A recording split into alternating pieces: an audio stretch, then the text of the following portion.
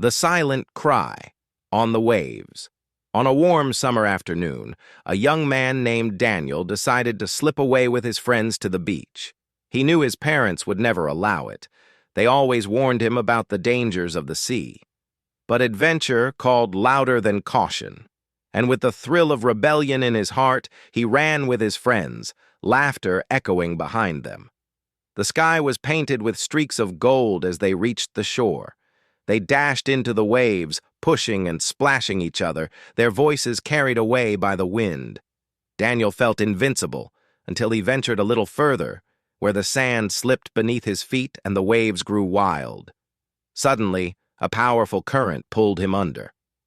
His friends, unaware or too frightened, scattered in panic, their cries fading into the distance.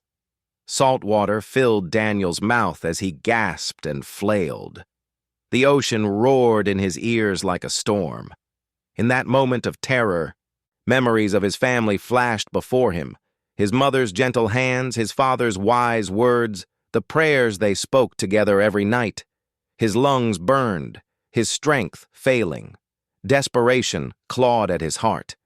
Then, from deep inside, he remembered the God his parents taught him to trust. Though he couldn't speak, he cried out silently from his soul, "God of my family, if you save me, I will serve you for the rest of my life." A sudden calm came over him, like a warm blanket amid the icy waves. As he fought to stay afloat, a stranger, an off-duty lifeguard walking along the beach, noticed the splashing.